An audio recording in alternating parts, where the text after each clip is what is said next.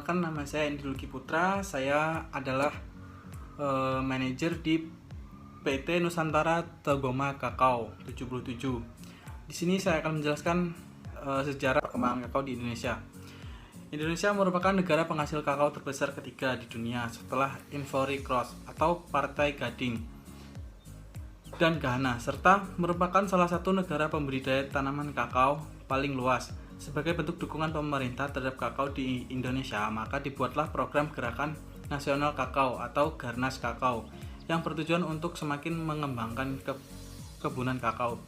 Untuk mengembangkan perkebunan kakao yang berkelanjutan dalam produksinya, maka pemerintah Indonesia mengharapkan pembiayaan untuk pengadaan sarana dan prasarana perkebunan.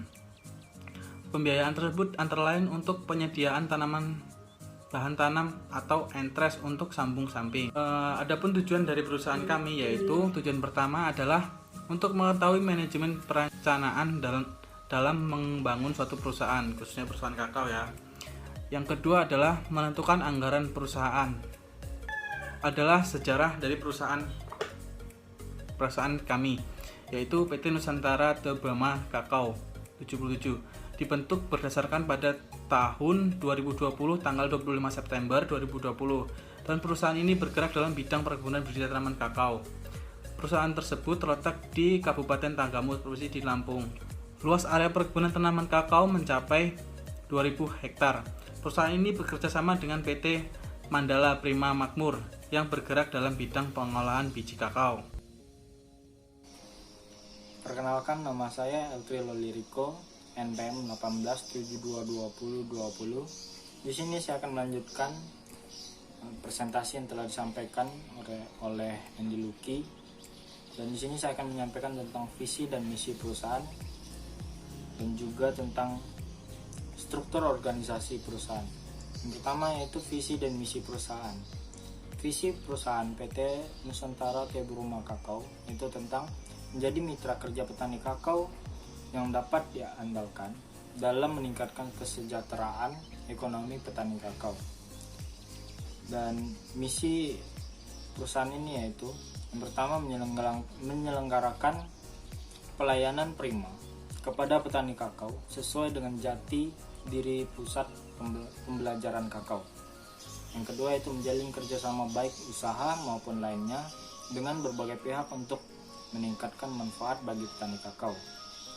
Yang kedua itu tentang struktur organisasi perusahaan, dan yang menempati jabatan ini yaitu yang pertama General Manager yaitu Indi Luki Putra, Sekretaris Perusahaan yaitu Gabriela Indes, Keuangan Perusahaan yaitu Faradila Diananda, Manajer Kebun yaitu Eltri Loliriko, Manajer Produksi yaitu Fani Setiawan, Asisten Kebun yaitu Giannis Aji Deksono, Pemasaran yaitu Fani Setiawan, Mandor yaitu Eltri Loliriko, dan SDM yaitu Giannis Aji Deksono. Sekian dari saya, terima kasih. Assalamualaikum warahmatullahi wabarakatuh. Nama saya Fani Setiawan, NPM 18722023. Nah, di sini saya akan menyampaikan atau membacakan pelaksanaan kegiatan pada PT Nusantara Kakao. Nah, untuk kegiatan pertama kita menggunakan untuk benih, kita menggunakan benih R dengan klon RCC 70 yang dipesan dari Puslikoka Jember dengan harga benih 500 per biji. Untuk kebutuhan benih yang kita butuhkan sebanyak 32.000 benih dengan persemaian benih menggunakan bak persemaian dengan jarak tanam 5 x 10 cm dengan populasi benih dalam bak yaitu 1.200 benih per bak. Nah, untuk kebutuhan bak semai yaitu sebanyak 27 bak. Untuk media yang kita gunakan menggunakan pasir. Selanjutnya penanaman benih.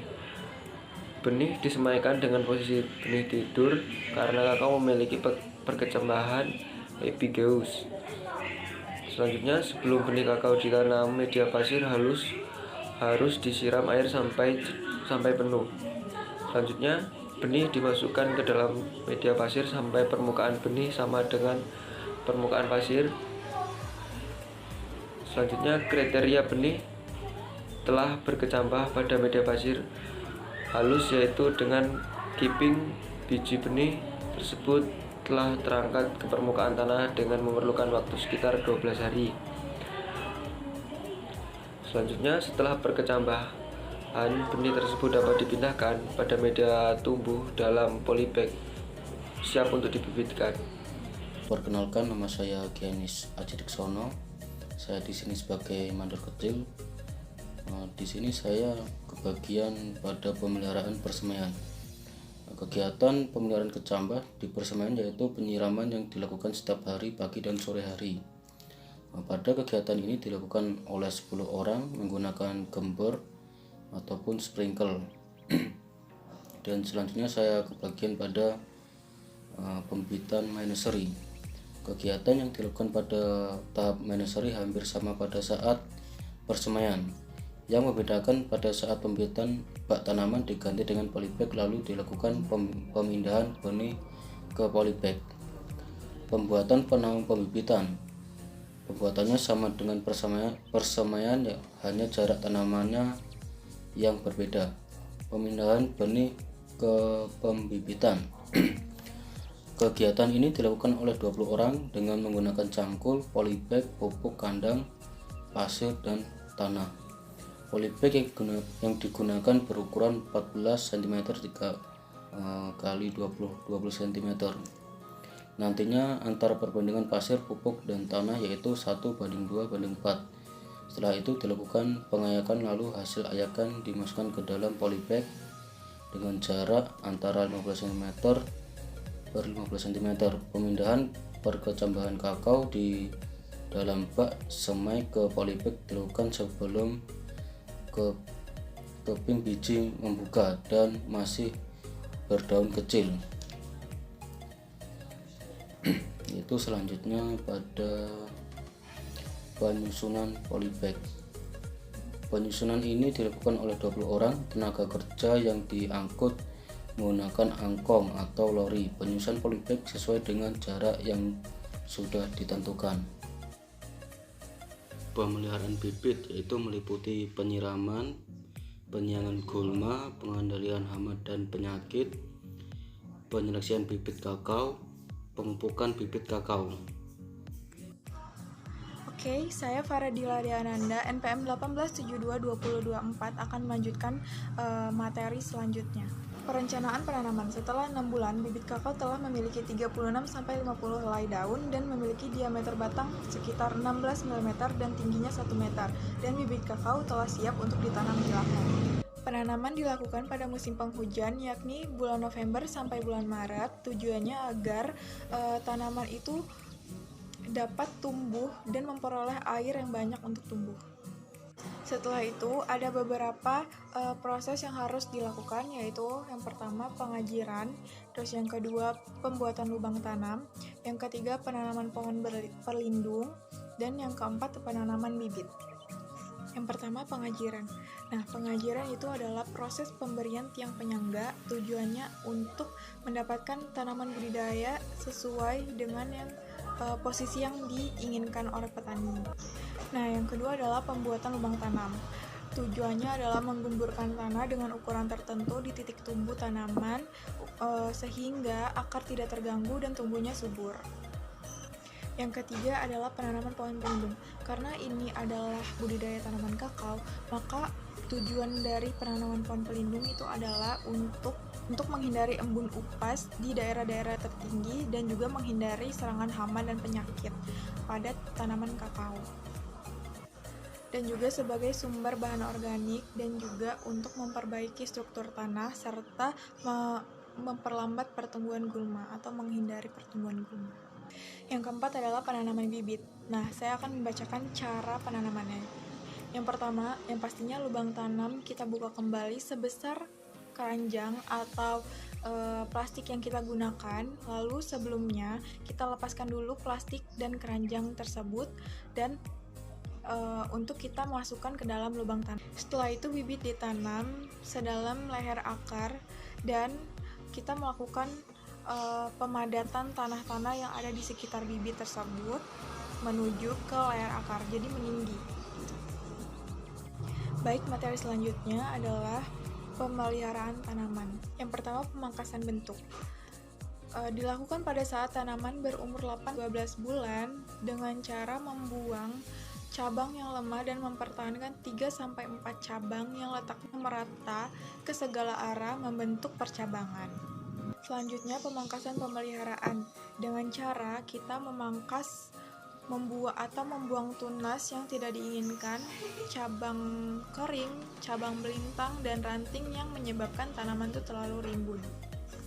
Selanjutnya, pemangkasan produksi bertujuan untuk mendorong kemampuan tanaman untuk berproduksi secara maksimal. Tujuannya untuk mengurangi kelebatan pada daun dengan cara pemupukan dengan dosis tertentu. Lanjut, penyemprotan pestisida. Penyemprotan pestisida ini dilakukan dengan 2 tahap. Yang pertama, penyemprotan itu bertujuan untuk pencegahan. Yang kedua, penyemprotan ditujukan untuk pemberantasan hama. Lanjut, penyerbukan buatan. Dari bunga yang muncul, hanya 5% yang akan menjadi buah. Oleh sebab itu, dilakukan penyerbukan buatan untuk meningkatkan presentasi pembuahan pada tanaman. Selanjutnya, rehabilitas tanaman dewasa, yakni meremajakan tanaman yang mulai dewasa yang produktivitasnya sudah menurun, biasa dengan cara okulasi atau sambung samping tanaman dewasa. Nah, yang terakhir adalah penyiraman. Ini adalah bagian yang terpenting dari proses penanaman. Oleh sebab itu, perlu diingat bahwa tanaman kakao sedikit berbeda karena tanaman kakao yang tumbuh di tanah yang baik dan memiliki pohon pelindung tidak memerlukan banyak air karena akan menyebabkan air yang berlebihan akan menyebabkan kondisi tanah menjadi sangat lembab. Oleh sebab itu, penyiraman pada tanaman kakao dilakukan pada tanaman yang muda, terutama tanaman yang diberi pohon pelindung. Halo, perkenalkan nama saya Gabriela Indes Natalia dari Prodi PMIP semester 5 kelas A. Di sini saya akan menjelaskan tentang norma kerja dalam suatu perusahaan. Berdasarkan pasal 1 ayat 26 Undang-Undang Nomor 13 Tahun 2003 yaitu tentang ketenagakerjaan menyebutkan bahwa seorang anak adalah anak yang berusia di bawah 18 tahun. Adapun ketentuan untuk anak 13-15 tahun, yaitu anak tersebut tidak boleh melakukan pekerjaan berat, pekerjaan yang mengganggu fisik, mental, sosial anak tersebut. Hal ini tercantum dalam pasal 69 ayat 1. Anak tersebut harus memenuhi persyaratan. Yang pertama, harus mendapatkan izin tertulis dari orang tua atau wali anak tersebut. Yang kedua, membuat perjanjian antara pengusaha dengan orang tua atau wali anak tersebut. Yang ketiga, batas waktu pekerja anak tersebut tidak boleh melebihi 3 jam. Yang keempat, pekerjaan tersebut harus dilakukan di luar jam sekolah. Yang kelima, anak tersebut harus mendapatkan upah yang sesuai dengan ketentuan yang berlaku. Yang selanjutnya adalah norma kerja untuk pekerja perempuan. Pekerja perempuan yang berusia di bawah 18 tahun dilarang bekerja dari jam 11 malam hingga jam 7 pagi. Hal ini tercantum dalam pasal 76 ayat 1. Perusahaan juga dilarang untuk mempekerjakan wanita hamil. Menurut Undang-Undang Ketenagakerjaan Nomor 13 Tahun 2003 Pasal 87 tentang keselamatan dan kesehatan tenaga kerja, yaitu setiap perusahaan wajib menerapkan sistem manajemen keselamatan dan kesehatan kerja yang integritas dengan sistem manajemen perusahaan. Tujuan keselamatan dan kesehatan kerja tercantum di dalam Undang-Undang Nomor 1 Tahun 1970 tentang keselamatan kerja, yaitu agar perusahaan melindungi para pekerja atas hak dan keselamatannya dalam melakukan pekerjaannya untuk meningkatkan kesejahteraan dan meningkatkan efisiensi dan produktivitas kerja. Demikian yang dapat kami sampaikan. Mohon maaf apabila ada kesalahan kata dan tidak kesesuaian. Dan terima kasih telah menyaksikan video ini. From the side I swallow all of my pride. Your love is so